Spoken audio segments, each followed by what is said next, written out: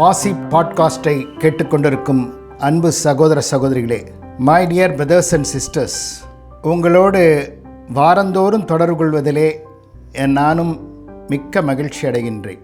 இந்த ஆசி பாட்காஸ்டை கேட்டு நீங்கள் பயன்பெறுவீர்களேயானால் அது மிகவும் மகிழ்ச்சிக்குரிய ஒரு விஷயமாக இருக்கும். இன்றைய தினம் நாம் சிந்திக்க போகிறது, கனவு காண சொல்கிறாங்களே அது என்ன, அது அப்படி பண்ணலாமா அப்படின்றதான்.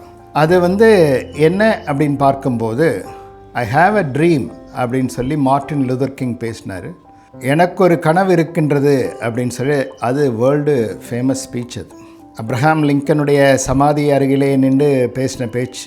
அன்னைக்குள்ள நிலைக்கு அவர் பெரிய இது கிடையாது, எந்த பதவியிலும் இல்லை.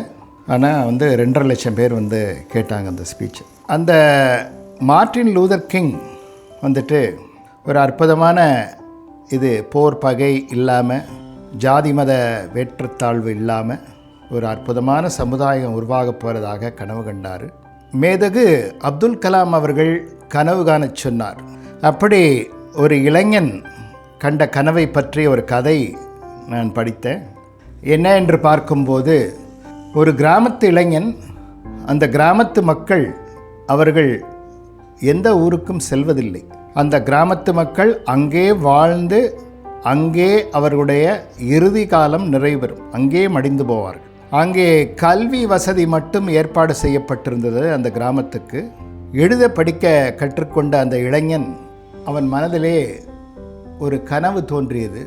நாம் சாதாரணமாக இந்த கிராமத்துக்குள்ளே வாழ்ந்து மறைஞ்சிடக்கூடாது, நாம் பல நாடுகள் செல்லணும், உலக நாடுகளுக்கெல்லாம் நாம் சுற்றுப்பயணம் மேற்கொள்ளணும், அதற்கான தகுதியை நாம் எப்படி வளர்த்து கொள்வது என்பதெல்லாம் அவன் யோசிக்க ஆரம்பித்து குடும்ப உறுப்பினர்களிடத்தில் அதை பற்றி சொன்னான். அவர்கள் சொன்னாங்க, நம்ம யாருமே இந்த கிராமத்தை தாண்டினதில்லைப்பா, நாம் ஏதோ நல்ல மாதிரி கொஞ்சம் நீ எழுத படிக்க கற்றுக்க, அப்புறம் விவசாயம் செய்ய, நம்ம ஆளுங்க யாரும் வெளி ஊர்களுக்கு வெளிநாடுகளுக்கெல்லாம் போகணும்னு நினச்சதில்லை, நம்ம இங்கே வாழ்ந்து இங்கேயே நம்ம மறைகிறது தான் நம்முடைய மரபு, இதுக்கு மேலே நீ பெருசாக எதுவும் கற்பனைலாம் பண்ணாத அப்படின்னு சொன்னாங்க. அவனுக்கு அதை கேட்டுட்டு சும்மா இருக்க முடியல. அப்படியே அவனுடைய கனவு தொடர் பயணமாக உள்ளுக்குள்ளே அப்படியே ஃபில்ம் ரோல் மாதிரி ஓடிக்கிட்டு இருக்கு. தொடர்ந்து காட்சிகள், கனவுகள் இப்படியே வந்துக்கிட்டே இருக்குது. பள்ளிக்கூடத்தில் ஒரு நாள் எஸ்ஸே எழுத சொல்கிறாங்க, உங்களுடைய விருப்பம் என்ன அப்படின்னு. அப்போ ஒவ்வொருத்தரும், நான் சீக்கிரம் கொஞ்சம் பெரிய ஆளாகி எங்கள் பண்ணையை நான் பெருசாக்க போகிறேன், நான் விவசாயத்தில் பெரிய லெவலில் பண்ண போகிறேன், அதுக்கப்புறம் இந்த கிராமத்தில் இருக்க வீட்டில் எங்கள் வீடு பெரிய வீடாக இருக்கணும், இப்படி ஒன்று ஒன்றா எழுதுகிறாங்க.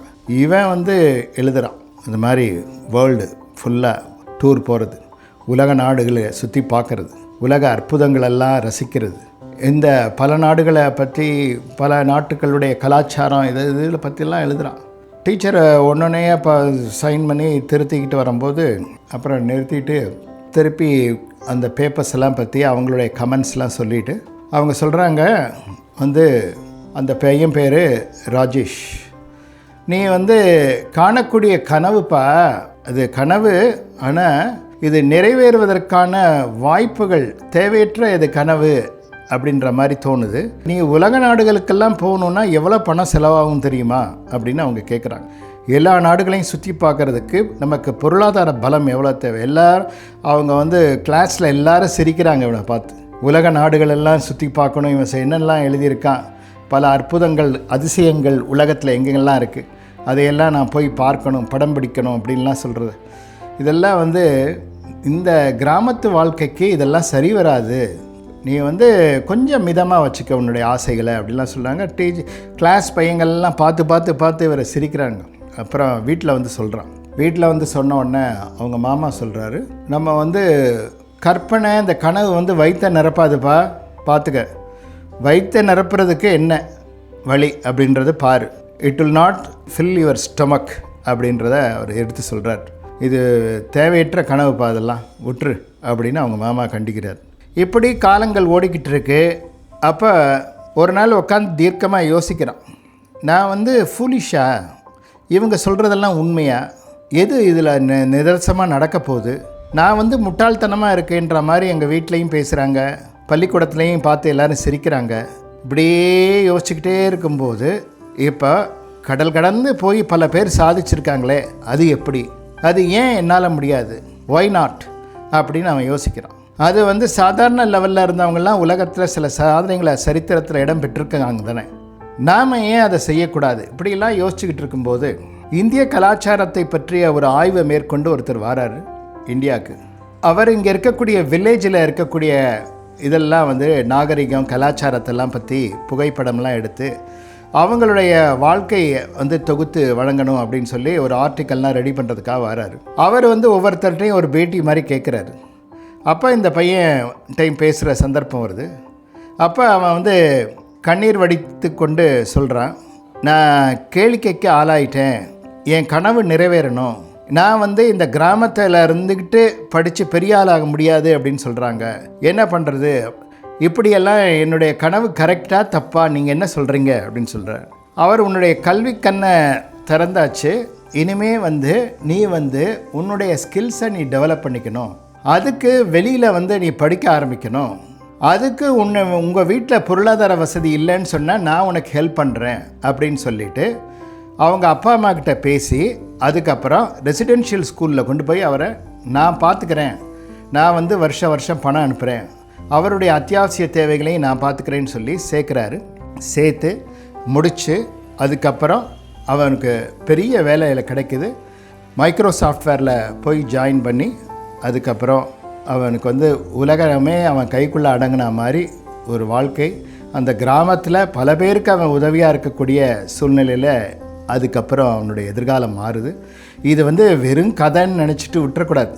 அர்னால்டு ஷ்வார்ஸ்நெகர் இன்றைக்கி வேர்ல்டில் பெரிய ஆளாக இருக்கிறார்ல, அவர் முதல்ல மிஸ்டர் பட்டத்துக்காக டைட்டிலுக்காக வின் பண்ணுறதுக்காக போன போது தோற்று போயிட்டார். அவர் தோற்று போன உடனே அவர் கேட்டாங்க, பேட்டி கேட்டாங்க, சரி என்ன எல்லார்ட்டையும் நீங்கள் இதே பேசிக்கிட்டே இருப்பீங்களே, இப்போ அடுத்ததாக வேறு என்ன பண்ணலான்னு நினைக்கிறீங்க, இந்த இதை உங்களால் டைட்டில் வின் பண்ண முடியலைன்னு கேட்டபோது நான் மிஸ்டர் வேர்ல்டு ஆவேன், மிஸ்டர் யூனிவர்ஸ் ஆவேன். இல்லை இப்போவே இவங்க ஆரம்பத்தில் இந்த இதில் தோத்துட்டிங்களே நீங்கள், அதுதான் சொல்கிறேன்.